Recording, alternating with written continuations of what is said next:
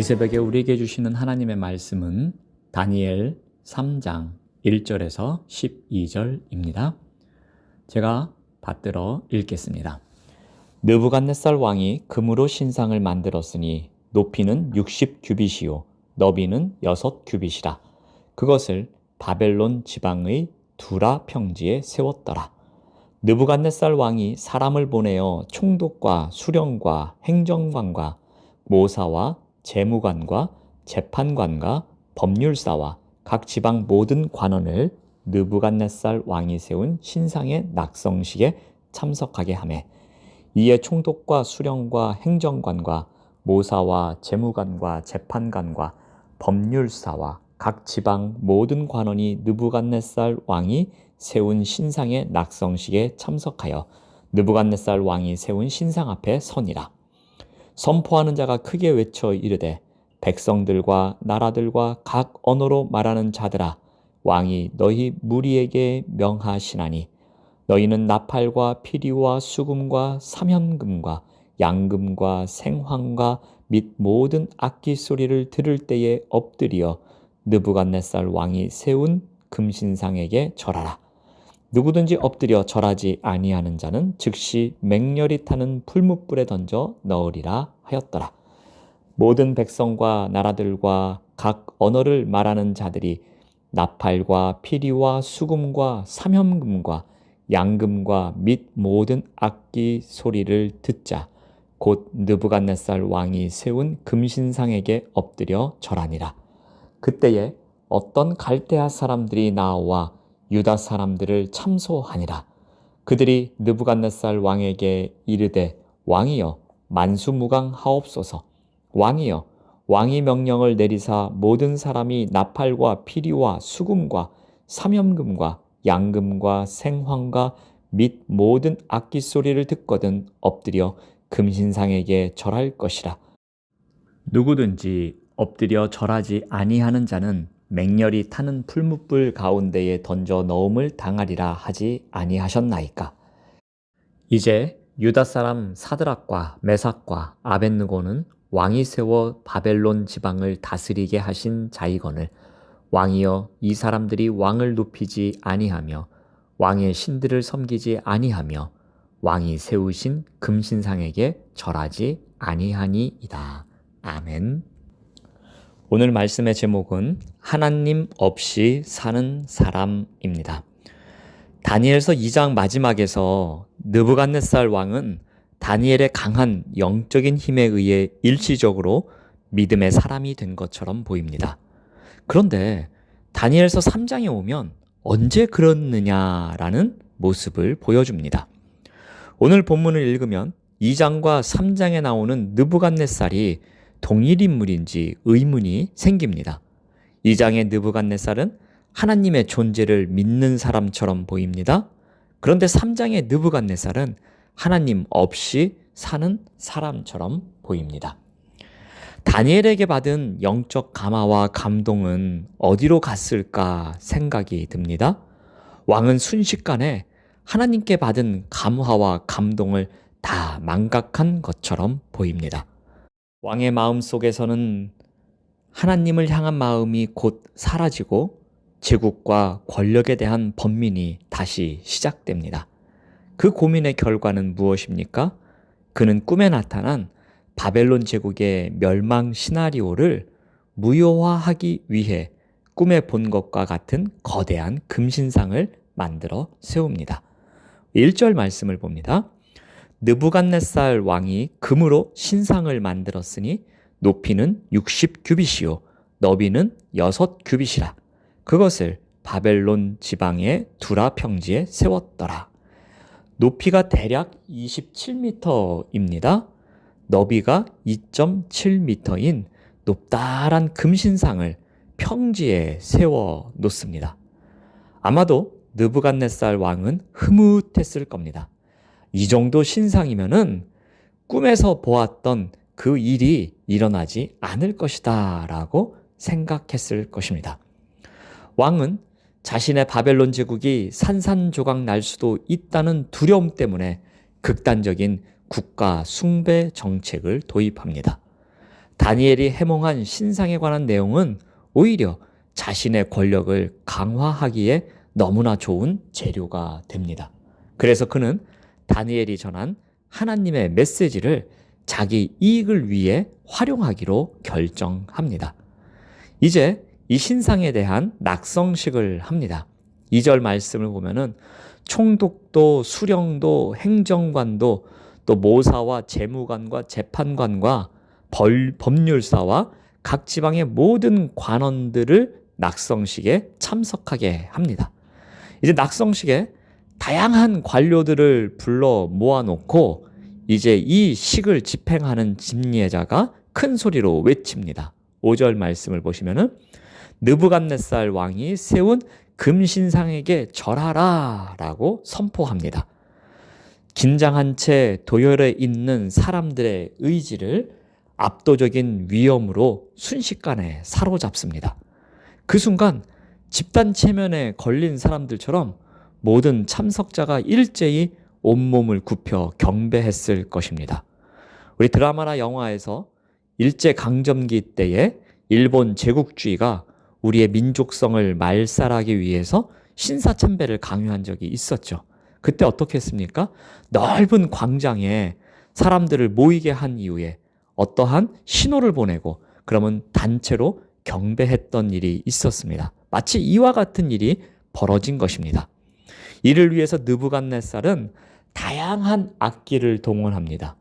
선동적인 음악으로 분위기를 고조시킵니다. 거대한 신상, 또 웅대한 광야, 압도적인 분위기, 대중의 집단주의 등 활용할 수 있는 것은 모두 동원해서 충성의 서약을 끌어냅니다. 느부갓네살은 이것을 통해서 사람들의 마음을 다 얻을 수 있을 것이라고 생각합니다. 왕은 다니엘 앞에서 하나님은 모든 신들의 신이요 모든 왕의 주제라고 고백했었습니다. 하지만 왕은 이 사실을 쉽게 망각합니다. 그리고 자신이 한 명의 사람이고 유한한 피조물이라는 사실을 잊고 살아갑니다. 그래서 이제 어떻게 합니까? 자기 힘을 과시하려고 합니다. 그러나 이것은 어리석은 삶이었습니다.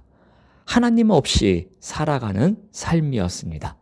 하나님 없이 살아가는 삶의 특징을 보여줍니다. 자기 힘을 과시하려는 것입니다. 여러분, 모든 운동의 기본은 힘 빼기부터 시작합니다. 힘을 빼야 자연스럽습니다. 힘을 빼야 더 정확합니다.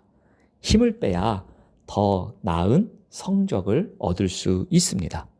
그런데 자기 힘을 과시하고 더 힘을 주려고 하는 순간부터 기본 폼이 무너지고 밸런스가 무너집니다. 그러면 당연히 성적이 나오지를 않습니다. 신앙은 마치 이와 같습니다.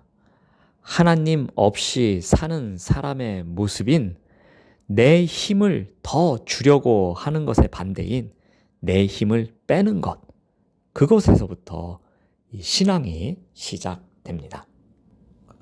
오늘 본문에 또 하나의 하나님 없이 사는 사람들의 모습이 나옵니다. 이들은 3장 8절 말씀에 나옵니다. 그때에 어떤 갈대아 사람들이 나와 유다 사람들을 참소하니라. 여기서 말하는 갈대아 사람들은 갈대아의 점성술사들입니다. 이들이 유다 사람들을 참소하기 위하여 나아옵니다. 유일신 신앙으로 무장된 유다의 포로들에게 평소 반감을 품고 있었던 사람인 것 같습니다. 다니엘과 세 친구의 지혜와 총명과 능력과 경륜을 시기하며 질투했던 사람들입니다. 국가적으로는 이 청년들의 반국가적인 저항이 국가의 통합과 제국의 안정을 해치는 일이라고 판단한 사람들 같습니다. 호시탐탐 기회를 노립니다. 한순간도 눈을 떼지 않고 이 유다인들이 잘못하는 것이 없나 감시했을 것입니다. 드디어 이들은 참소할 거리를 갖고서 왕 앞에 나옵니다. 자, 이들의 참소 과정을 한번 살펴봅니다. 자, 먼저 그들은 왕의 만수무강을 기원합니다. 3장 9절 말씀을 보시면은 그들이 느부갓네살 왕에게 이르되 왕이여 만수무강 하옵소서라고 합니다. 다음으로 왕이 내린 포고를 반복 확인합니다. 이 내용이 3장 10절에서 11절에 나옵니다. 우리 마지막 부분만 보시면은 누구든지 엎드려 절하지 아니하는 자는 맹렬히 타는 풀무불 가운데에 던져 넣음을 당하리라 하지 아니하셨나이까. 즉 왕께서 이렇게 말씀하신 거 맞지요? 왕께서 이렇게 포고하신 거 맞지요? 하면서 다시 한번 확인하고 있습니다. 이제 그들은 본격적으로 참소합니다. 그들은 신상에 절하지 않는 자가 누구인지 아직 왕에게 말하지 않았습니다. 그들은 먼저 왕의 진노를 충분히 일으켜 놓고 나서 곧이어 국가 의례에 반발하여 절하지 않은 자들이 왕이 총애하는 유대인 지방 장관들이라고 말합니다. 우리 12절 말씀을 보시면 이제 유다 사람 사드락과 메삭과 아벳느고는 왕이 세워 바벨론 지방을 다스리게 하신 자이거늘 왕이여 이 사람들이 왕을 높이지 아니하며 왕의 신들을 섬기지 아니하며 왕이 세우신 금 신상에게 절하지 아니하나이다. 이들의 고발은 매우 악의적입니다. 일부러 왕의 분노를 자극한 이후에 고발합니다. 세 친구의 행위는 하나뿐이었습니다. 절하지 않은 것이었습니다. 그런데 그것을 확대 과장합니다. 왕을 높이지 않았습니다. 왕의 신들을 섬기지 않았습니다. 금신상에 절하지 않았습니다. 라고 과장합니다. 빠져나갈 수 있는 여지를 모조리 봉쇄합니다. 가장 극한 형벌을 피할 수 없도록 올무를 만들어 놓았던 것입니다. 하나님 없이 살아가는 사람들에게 사탄의 특성이 있습니다. 갈대아 사람들의 참소는 마치 사탄의 특성과 비슷합니다. 사탄은 하나님의 백성을 해하려고 온갖 수단과 방법을 다 사용합니다. 때로는 거짓으로, 때로는 과장으로, 때로는 어리석은 권세자들을 이용하여 참소합니다. 꼼짝 못하게 만듭니다. 그러므로 우리에게 필요한 것이 하나님께서 주시는 지혜입니다. 사탄의 특성으로 우리를 쓰러뜨리는 일을 분별하는 것이 중요합니다. 하나님의 말씀을 통해 하나님의 마음을 지니는 삶, 그 마음이 우리가 이러한 것을 이겨낼 수 있는 힘이 됩니다. 오늘 본문에 하나님 없이 사는 사람들의 모습이 나옵니다. 먼저 느부갓네살 왕입니다. 그는 하나님을 고백했음에도 불구하고 오래가지 못했습니다. 왜 그렇습니까? 자기 힘을 믿는 사람이었기 때문입니다.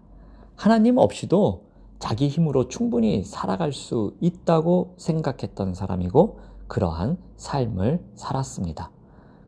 자기 힘을 과시하려는 삶을 살았습니다. 그러므로 우리에게 필요한 것은 힘을 빼는 훈련입니다. 또 하나 갈대아 사람이 나옵니다. 그들은 사탄의 특성을 갖고 있었습니다. 그 특성으로 믿음의 사람들을 괴롭히고 있었습니다. 거짓과 과장과 어리석은 권세자를 이용해서 참소하는 삶을 살아갑니다. 그러므로 우리는 이와 같은 것을 분별할 수 있는 지혜가 필요합니다.